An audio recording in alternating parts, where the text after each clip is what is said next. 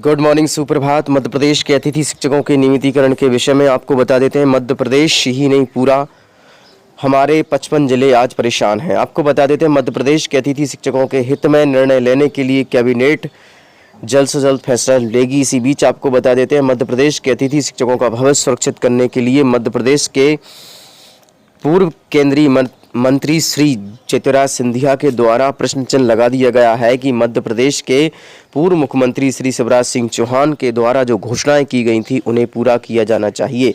इसी बीच ज्योतिराज सिंधिया ने स्पष्ट रूप से कहा है कि मध्य प्रदेश के पूर्व मुख्यमंत्री श्री शिवराज सिंह चौहान जी मध्य प्रदेश के अतिथि शिक्षकों से किए गए वादों को पूरा करेंगे। केंद्रीय मंत्री श्री शिवराज सिंह चौहान अतिथि शिक्षकों से कहा है कि जो वादा किया था उसे पूरा निभाऊंगा। इसी बीच आपको बता देते हैं कि ज्योतिराज सिंधिया ने पद के लिए ज्योतिराज परिवार के पहचान पर प्रश्न चिन्ह लगा दिया है। इसी बीच मध्य प्रदेश के पूर्व मुख्यमंत्री श्री शिवराज सिंह चौहान को अब मध्य प्रदेश के अतिथि शिक्षकों के साथ की गई महापंचायत के बिंदुओं का पालन करवाना पड़ेगा, क्योंकि मध्य प्रदेश के अतिथि शिक्षकों ने और 70,000 अतिथि शिक्षक एवं उनके परिवार और रिश्तेदारों के माध्यम से उन्हें 29 में से 29 सीटों से जिताकर भारी बहुमतों से आगे बढ़ाया और मध्य प्रदेश के मुख्यमंत्री श्री शिवराज सिंह चौहान को प्रधानमंत्री श्री नरेंद्र मोदी से ज़्यादा वोट मिले। इसका मुख्य कारण अतिथि शिक्षकों का परिवार एवं 70,000 अतिथि शिक्षक उनके परिवार का श्रेय जाता है। इसी बीच मुख्यमंत्री श्री शिवराज सिंह चौहान का अब यह दायित्व बनता है कि वो मध्य प्रदेश के 70,000 अतिथि शिक्षकों का भविष्य सुरक्षित कर उनका भविष्य निर्माण करें, क्योंकि मध्य प्रदेश के अतिथि शिक्षक थे जिन्होंने मध्य प्रदेश में सबसे ज़्यादा प्रचार प्रसार किया और भाजपा सरकार में सहयोग प्रदान किया। आज मध्य प्रदेश की बीजेपी सरकार के लिए भी इस अतिथि शिक्षक वर्ग के लिए सोचना चाहिए और मध्य प्रदेश के अतिथि शिक्षकों का भविष्य सुरक्षित किया जाना चाहिए। अभी वर्तमान में मोहन सरकार ने एक शस्त्र फेंक दिया है, प्राथमिक शिक्षक पात्रता परीक्षा। इसके बीच आपको बता देते हैं, मध्य प्रदेश के अतिथि शिक्षक भ्रमित ना हो और अपना धरना प्रदर्शन 2 अक्टूबर 2024 को संपन्न किया जाना चाहिए। मध्य प्रदेश के सभी जिलाध्यक्षों से निवेदन है कि इस बार का आंदोलन आर पार की लड़ाई होना चाहिए और हमारे मध्य प्रदेश के पूर्व मुख्यमंत्री श्री शिवराज सिंह चौहान के द्वारा जो की गई घोषणाओं को पूरा करवाना चाहिए, क्योंकि हमारे पास अंतिम लक्ष्य यही है। हम तैयारी करते करते थक चुके हैं। विभागीय परीक्षा लेकर मध्य प्रदेश के अतिथि शिक्षकों को नियमित किया जाना चाहिए।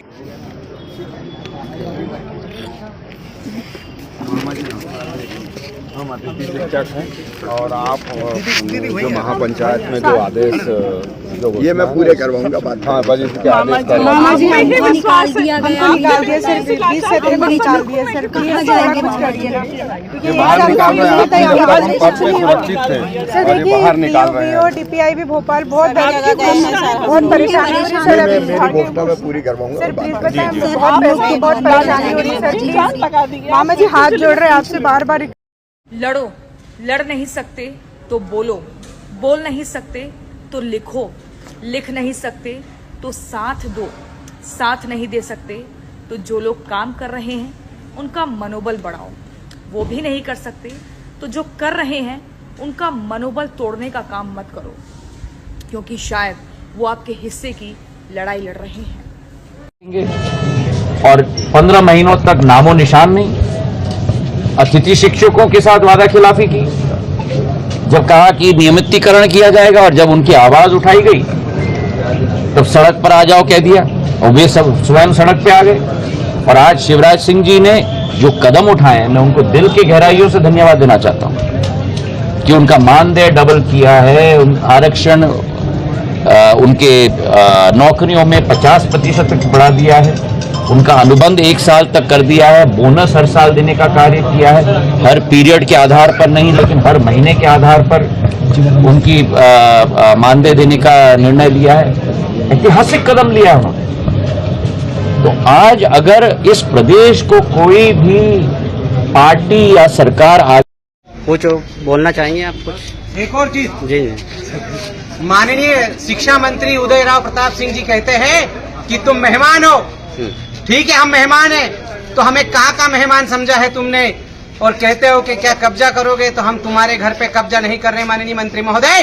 ये देश इस देश के हर एक नागरिक का है, हर एक नागरिक का यहाँ पर अधिकार है। हम कोई विदेशी नहीं है जो विदेश से आए हैं और यहाँ पर कब्जा करने आए हैं। अरे यहाँ तो हर एक उस इंसान का कब्जा है जो चंद पैसों से टैक्स देकर तुम्हारी सरकार चलाते हैं।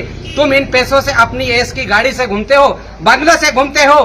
तुम्हें अगर मानदेय तुम्हारा बढ़ाना है तो विधानसभा लोकसभा जहाँ पे भी तुम ध्वनि मत से अपना मानदेय बढ़ा लेते हो, और यहाँ का कर्मचारी अपनी मांगे मनवाने के लिए लाठियां खाता है। यह है तुम्हारी सरकार। कहाँ से कह रहे हो हम के तुम कब्जा कर रहे हो? कब्जा तो हम करेंगे और संविधान के अनुसार करेंगे, विधि संगत करेंगे। तुम कब तक रहोगे? तुम भी कांग्रेस छोड़कर भाजपा में आए हो मंत्री जी, तुम भी मेहमान हो। वहाँ क्या कर रहे थे? वहाँ क्यों छोड़ के भागे तुम भी मेहमान हो। कुछ समय 5 साल बाद तुम भी देखना, तुम भी सड़कों पे पीछे लाइन में बैठोगे। आज मंच की आगे लाइन पे जो बैठे हो ना, ये मंच की लाइन भविष्य में नहीं मिलेगी, क्योंकि तुम्हारी वक्तव्य हर एक उस अतिथि की आत्मा तुम्हें दोष देगी।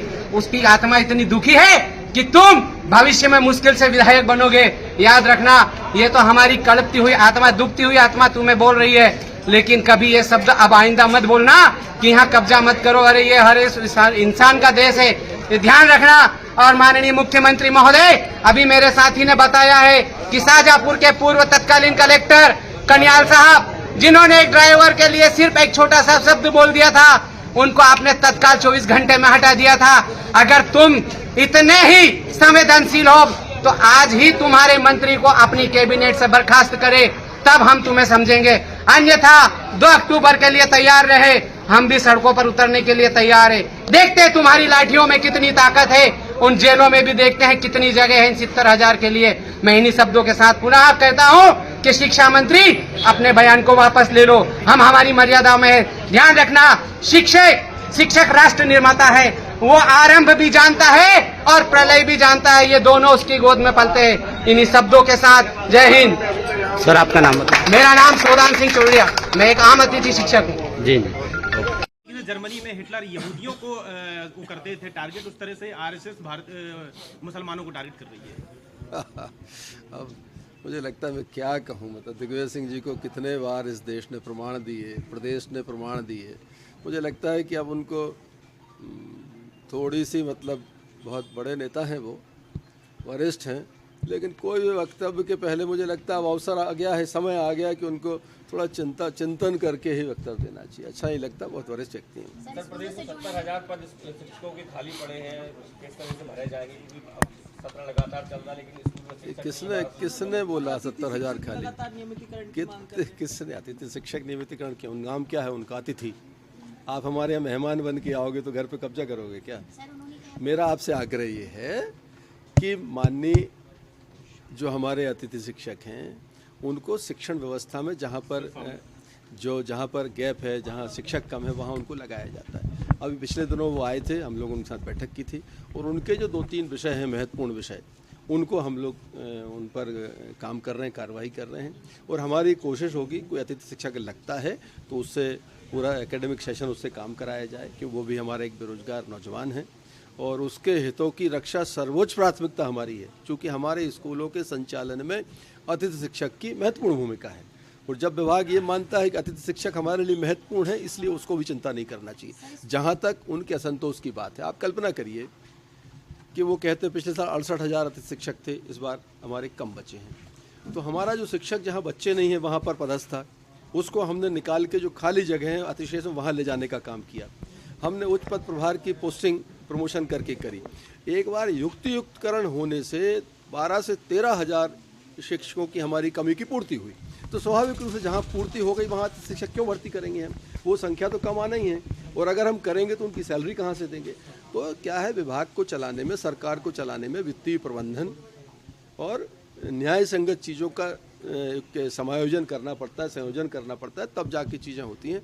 हमारी चाहे शिक्षक हो, अतिथि शिक्षक हो, न्यायालयीन प्रकरण जो अभी पेंडिंग है, वो उसमें सरकार की तरफ से उनको तेजी लाने के लिए अपनी तरफ से की गई कार्रवाई हो, हम पूरी चिंता शिक्षकों के संबंध में कर रहे हैं। धन्यवाद। स्कूल से जुड़ा हुआ आखिरी सवाल।